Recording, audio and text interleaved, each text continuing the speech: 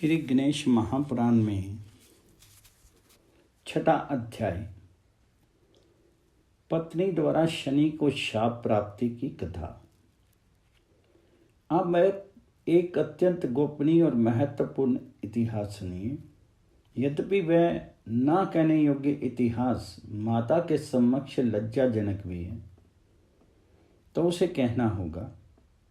मातेश्री, मैं आरंभ से ही भगवान श्री कृष्ण का भक्त रहा हूँ तथा मेरा मन सदैव उन्हीं भगवान जी के चरणार बिंदों में लगा रहता है।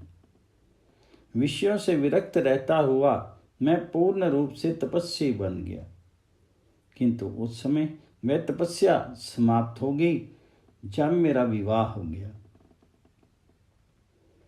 तभी एक सखी बीच में ही बोल उठी, विवाह होने पर तो तपस्या का भंग होना स्वाभाविक था, सभी की यही दशा होती है, तब तुम्हारी बात में क्या विशेषता है? तो शनि ने कहा, विशेषता है, तभी तो कह रहा हूं, उस विशेषता पर भी ध्यान दो। मेरा विवाह चित्ररथ की अत्यंत सुंदरी तेजस्विनी कन्या से हुआ था। वह सती भी निरंतर तपस्या में लगी रहती।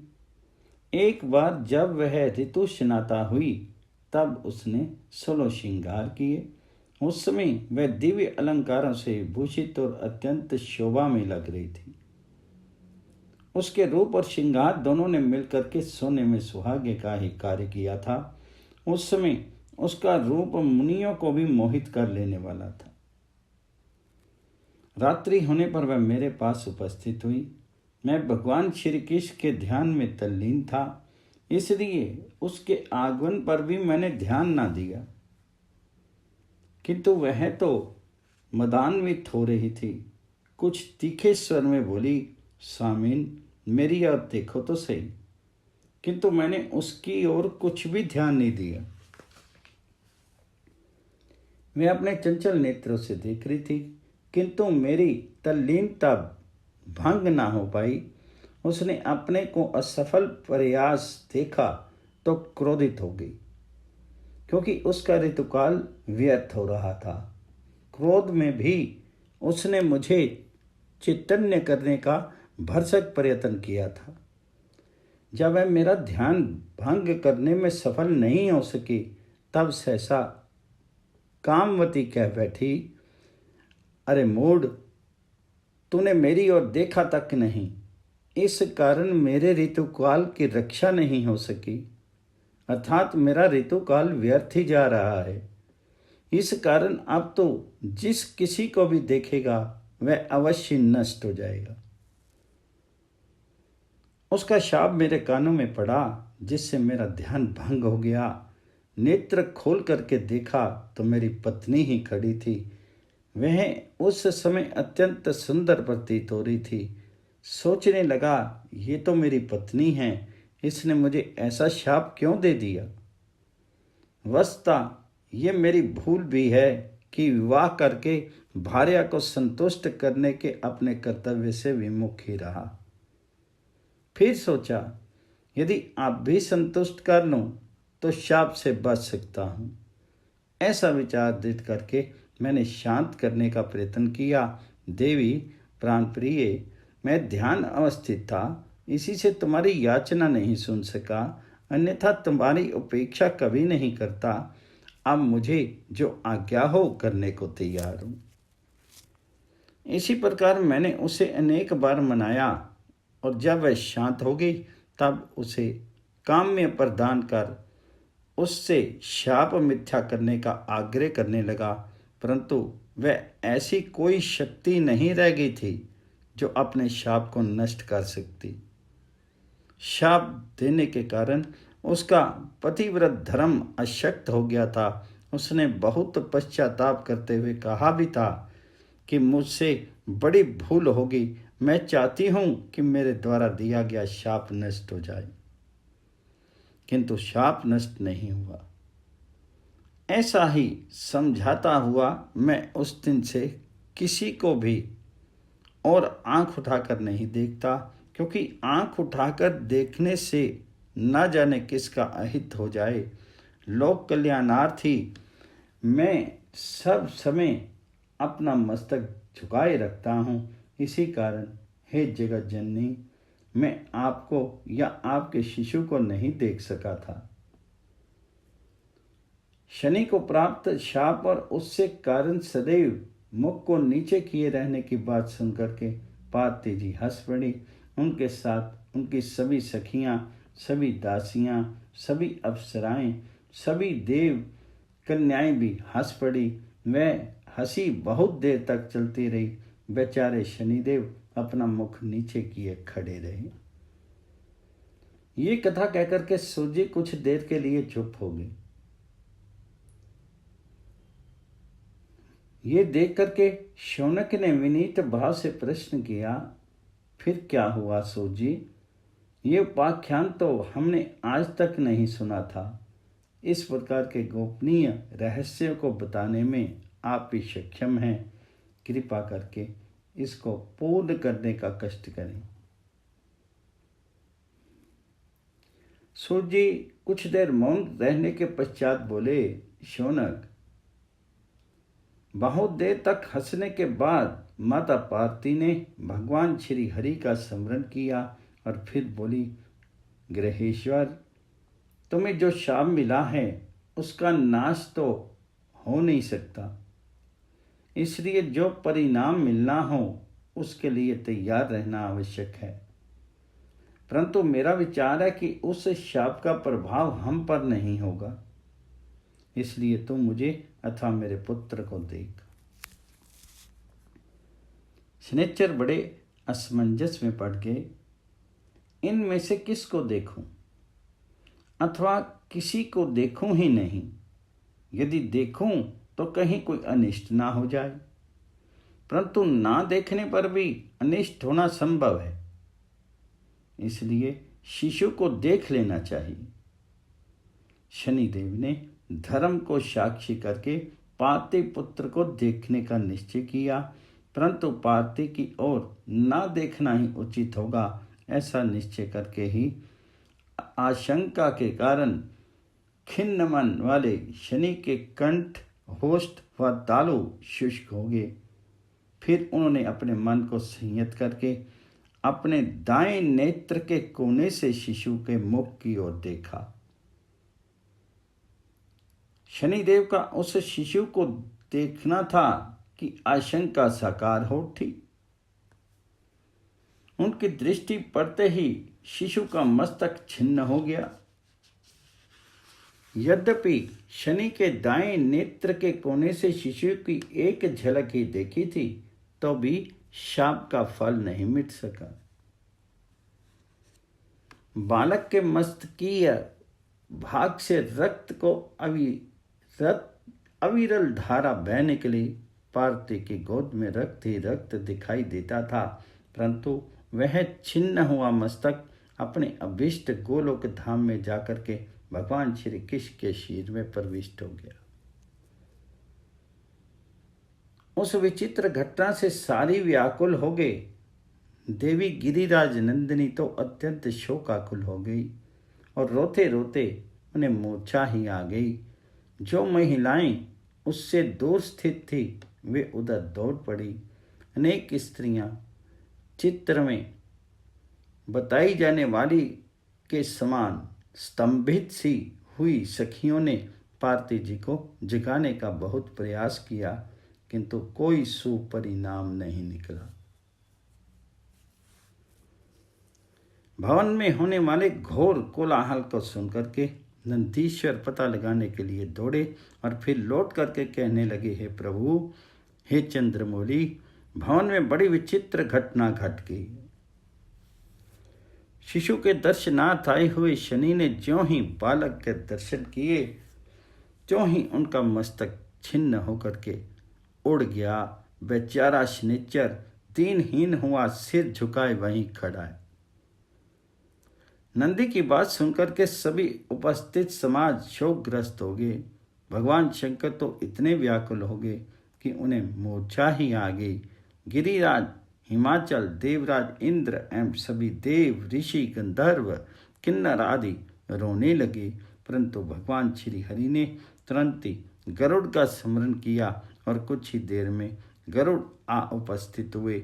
भगवान श्री हरि उस पर आरूढ़ होकर के उत्तर दिशा की ओर चल पड़े। पुण्यभद्रा नदी के तट के निकट ही भयंकर वन में एक गजराज अपनी सुघड़ गाय हथनी के साथ सो रहा था। भगवान श्री हरि उसे देखते ही गरुड़ से उतरे और अपने सुदर्शन चक्र को प्रेरित कर गजराज का मस्तक काट दिया। उस समय इतना भयंकर शब्द हुआ कि 10 दिशाएं कांप उठी। उस शब्द ने सभी को जगा दिया। हथनी और उसके बच्चे गजराज की वे दशा देख करके चित्कार करने लगे। इधर भगवान ने गजराज का रक्तात मस्तक उठा करके गरुड़ की पीठ पर रख लिया। उसी समय हथनी ने आकर के गरुड़ का पंख पकड़ लिया और फिर श्री कृष्ण पर वाग्बाणों का प्रहार करने लगी। उसने कहा, तुमने मेरे पति को क्यों मारा? अब उसके सिर को कहाँ लिए जाते हो? मुझे सब वृत्तांत सत्य सत्य बताओ, नहीं तो मैं तुम्हें शाप दे दूंगी। भगवान बोले, गजेश्वरी शांत हो, मैं इसे मारना नहीं चाहता था। अच्छा तो यही होता कि कोई अन्य जीव मारा जाता, किंतु विवशता ये थी कि मेरी दृष्टि में आने वाला प्रथम प्राणी यही था और जिस कार्य के लिए ये मारा गया उसमें प्रथम दृष्टिगत प्राणी का शीश लेने का ही विधान है। हथनी ने उत्कंठा से पूछा, किंतु तुम्हें किसी प्रथम प्राणी के मस्तक की आवश्यकता ही क्यों हुई? यदि इसका कोई यथार्थ कारण ना बता सकोगे तो मैं तुम्हें शाप देकर के ही नष्ट कर डालूंगी, इसलिए मेरे प्रश्न का उत्तर शीघ्र दो। भगवान बोले, पार्वती जी के पुत्र का दर्शन करने के उद्देश्य से ग्रहेश्वर शनि उनके भवन में गए थे। उन्होंने जो ही बालक पर एक दृष्टि डाली कि उनका मस्तक छिन्न होकर के ऊपर की ओर उड़ गया। इसके फलस्वरूप जगत जननी पुत्र वियोग के शोक में मूर्छित पड़ी। हथनी बोली, तो वह कौन सा न्याय है कि एक शिशु की प्राण रक्षा के लिए निरपराध गजराज की ही हत्या कर दी गई? सिर उड़ाना था तो शनिचर का ही उड़ाते, क्योंकि वह दुष्ट सदैव ही लोक विरुद्ध कार्य ही करता रहता है। तो विष्णु बोले, देवी शनिचर भगवान श्री कृष्ण का परम भक्त अमर और अजय है। उसका मारा जाना किसी प्रकार संभव ही नहीं था। फिर वह तो संसार के कल्याणार्थ सदैव गतिशील रहता है। बेचारा एक क्षण की भी तो कहीं विश्राम नहीं कर पाता। हथनी बोली, संभव है ऐसा हो, पर तुम मेरे पति को किसी भी प्रकार से जीवित कर दो। यदि ऐसा नहीं करोगे तो मैं अब धर्म अधर्म कुछ भी ना देख करके तुम्हें शाप दे दूंगी। भगवान जी ने कहा, देवी किसी मरे हुए जीव को मैं कैसे जीवन दान दे सकता हूं? तुम अपनी इस हठ को छोड़ करके इसके बदले में मुझसे चाहे जो कुछ मांग लो वही दूंगा। हथनी को इस तर्क में सम्यता नहीं लगी। उसने कहा, देव तुमने ही उसे मारा है और तुम ही उसे जीवन दान दे सकते हो। यदि तुम किसी को जीवन प्रदान नहीं कर सकते तो उसके प्राण लेने का तुम्हें क्या अधिकार था? कहते हैं कि देवतागण तो किसी का सिर काटने पर अन्य या सिर लगा करके जीवित कर देते हैं, मैं समझती हूँ कि मेरे पति का सिर भी तुम इसी कार्य के लिए ले जा रहे होगे। श्री हरि बोले, तुम यथार्थ कहती हो देवी। वस्तुतः किसी का प्राण लेने का अधिकार उसी का होना चाहिए जो उसे पुनः जीवन भी प्रदान कर सके। अच्छा, तो मैं भी तुम्हें निराश नहीं होने दूंगा। किसी अन्य देहधारी के मस्तक की खोज करता हूं, उसे तुम्हारे पति के धड़ पर लगा दूंगा। हथिनी ने हठ किया, तो मेरे पति का मस्तक ही इस धड़ पर लगाओ। पार्थिव के पुत्र के लिए अन्य किसी का मस्तक लगा देना, मैं समझती हूँ कि तुम मेरे साथ अन्याय नहीं करोगे। भगवान ने उसे समझाते हुए कहा, देवी, ये मस्तक तो हमें नहीं मिल सकता, क्योंकि प्रथम दृष्टिगत जीव का मस्तक लगाने से मृतक की जीवन रक्षा हो सकती है। तुम धैर्य रखो, मैं अभी किसी जीव को ला करके इसे पुनर्जीवित करता हूं। हथनी चुप हो गई। भगवान गरुड़ पर सवार हुए और कुछ ही दूर पर अन्य हाथी को देख करके उसका मस्तक काट लाए। वह मस्तक गजराज के धड़ पर रख जोड़ दिया और अनुग्रह पूर्वक जीवन दान देकर के बोले, उठो गजराज, बहुत देर सो लिए, अब निद्रा का समय निकल चुका है। गजराज ने आंखें खोलकर सोते से जागते हुए के समान देखा। भगवान को देख करके उनके चरणों पर मस्तक रख दिया और स्तुति करने लगा, प्रभु, आज मैं अत्यंत धन्य हो गया। जिन भगवान श्री हरि के दर्शन करोड़ों जन्म तपस्या करने पर भी नहीं होते, उनका सौभाग्य मुझे सहज में ही प्राप्त हो गया। हे नाथ, आप चतुर्भुज, किरीटधारी, शंख चक्र आदि से समन्वित, समस्त दिव्य आयुधों से सुसज्जित तथा गरुड़ पर आरूढ़ होकर के गमन करने वाले हैं। आपको मेरा बारंबार नमस्कार है। हे प्रभु, आपने मेरा मस्तक छिन्न किया, ये बड़े सौभाग्य की बात हुई। साक्षात आपके द्वारा माना जाना तो निश्चय ही मोक्ष रूप परम पुरुषार्थ का कारण होता है। उससे निश्चय ही मुझे मोक्ष की प्राप्ति होती, किंतु अब पुनर्जीवन होने से मैं उस दुर्लभ मोह से वंचित हो गया। भगवान ने उनके सिर पर हाथ रख के भेजते हुए कहा, भक्तराज, तुम्हारा इच्छित अवश्य प्राप्त होगा। तुम्हारी पत्नी पतिव्रता है, इसी के अनुरोध से तुम्हें पुनर्जीवन की प्राप्ति हुई हो।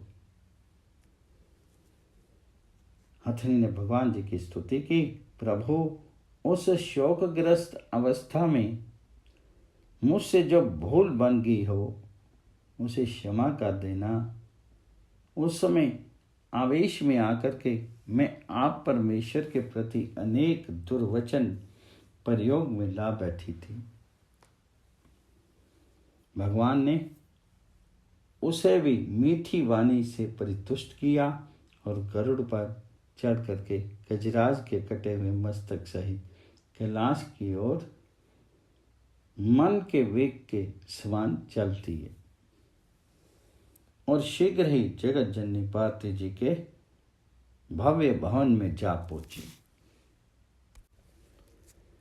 भगवान श्री हरि को हाथी के मस्तक सहित आते देख करके सब उपस्थित समुदाय ने खड़े होकर के उनका स्वागत किया। जब पार्वती जी को ये बात ज्ञात हुई कि शिशु के धड़ पर हाथी का मस्तक जोड़ा जाएगा, तब वह अधिक व्याकुल होती हुई बोली, जनार्दन, तुम तो मेरे पुत्र को निरा पशु ही बना देना चाहते हो। अवश्य इसके वध में तुम्हारा ही हाथ रहा होगा, क्योंकि तुम किसी को सुखी नहीं देखना चाहते। मेरे शिशु के समाचार से तुम्हें ये भय हुआ होगा कि कहीं बड़ा होकर के मेरी पदवी ना छीन ले, इसलिए शनिचर को साथ लेकर के यहाँ आ गई। फिर हमें अनुग्रहित बनाने की दृष्टि से हाथी का मस्तक ले आई।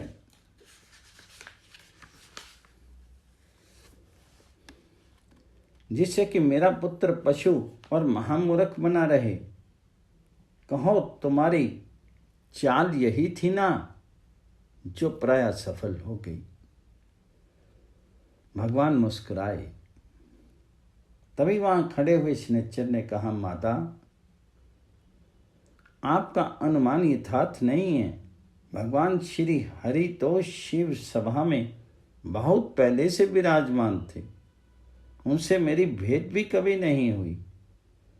फिर वो जो कुछ भी करते हैं उसमें लोक हित ही निहित होता है। तब यह किसी भय, आशंका, पक्ष अथवा प्रमादवश भी ऐसा कर सकते थे। उमा बोली, तू भी मिथ्या कह रहा है शनिचर। जब तू नीची दृष्टि किए रखने के कारण किसी की ओर देखता ही नहीं, तब तूने भगवान श्री हरि को यहाँ बैठे हुए किस प्रकार देख लिया। इससे यही प्रतीत होता है कि मेरा पुत्र ही हत्या के षड्यंत्र में तुम भी सम्मिलित हो रहे हो और तुमने जानबूझकर ही मेरे पुत्र को मार डाला है। शनिदेव ने अत्यंत विनयपूर्वक कहा, जगत जननी आप शंका मत करिए। चाहे मैं किसी और नहीं देखता तो भी बोल चाल को सुन करके किसी को भी सरलता से पहचान सकता हूँ। आंखों से काम नहीं लेता तो क्या, मेरे कान ही समूचे दृश्य को मस्तिष्क तक पहुंचा देते हैं। फिर भी पार्वती जी को संतोष नहीं हुआ। जान करके भगवान श्री हरि ने समझाते हुए कहा, देवी मेरे बल पराक्रम से अनभिज्ञ हो, इसलिए इस प्रकार की बातें कह रही हो। यदि मैं तुम्हारे बालक की हत्या करना चाहता तो प्रथम तो उसे प्रकट ही नहीं होने देता, और प्रकट हो भी जाता तो सभी के सामने सुदर्शन चक्र द्वारा ही सिर कटवा दे लेता। विश्वास करो पार्वती, ऐसा गर्हित कार्य कभी नहीं कर सकता। फिर मेरा पद अक्षय है, उसका ना कभी नाश होता है और ना वह पराये हाथों में जा सकता है। मेरे ही समान ब्रह्मा जी और महादेव जी के भी पद हैं, जिनके अधिकारी निरंतर वही रहती हैं, क्योंकि कोई अन्य नहीं होता। ब्रह्मा, विष्णु, महेश ये तीनों ही परम शक्तिमान हैं, जिनका कार्य क्रमशः सर्गोत्पत्ति, पालन और प्रलय है। भला इन कार्यों को अन्य कोई करेगा भी तो कैसे। तुम्हारी अन्य आशंका ये है कि पुत्र के धड़ पर हाथी का मस्तक लग गया तो उसकी सुंदरता नष्ट हो जाएगी, ये कुरूप और मूर्ख बन जाएगा, इसलिए सभी उसका तिरस्कार करेंगे। तो तुम्हारी शंका निर्मूल सी है। जब तुम्हारे पुत्र के धड़ पर हाथी का मस्तक लग जाएगा तब तो वह अत्यंत दिव्य और भव्य प्रतीत होगा। उसकी सुंदरता अद्वितीय एवं दर्शनीय होगी। बस ऐसा लगेगा कि कभी वह रूप देखा ही नहीं। उसका रूप अत्यंत मनोहर रहने के साथ ही उसमें अद्भुत बुद्धि रहेगी। सुर, असुर, यक्ष, किन्नर, गंधर्व, नाग एवं मनुष्य आदि में कोई भी इसके जैसा बुद्धिमान नहीं होगा। इसमें लोक उपकार करने की भी प्रबल शक्ति और सुमति होगी। जब लोक इनकी महिमा को समझ जाएगा तब इससे विद्या बुद्धि की याचना करेगा। ये अपने भक्तों को सदैव संतुष्ट करेगा और अग्र पूजा का अधिकारी होगा। भगवान श्री हरि के तर्क संगत वचन सुनकर के देवी पार्वती चुप हो गई। उन्होंने उत्तर नहीं दिया, क्योंकि उनका मन अभी शांत नहीं हुआ था। भगवान जी ने उनका उत्तर प्राप्त हुए बिना ही हाथी के मस्तक को शुद्ध जली से स्वच्छ करके शिशु के धड़ पर रख दिया। उसमें प्राणों का संचार हुआ और नेत्र खुल गए। गजमुख हुआ बालक चारों ओर आंखें चलाता हुआ देखने लगा। सभी उपस्थित नर नारी प्रसन्न होकर के गजानन भगवान जी की जय बोलने लगे। ओम गण गणपते नमः।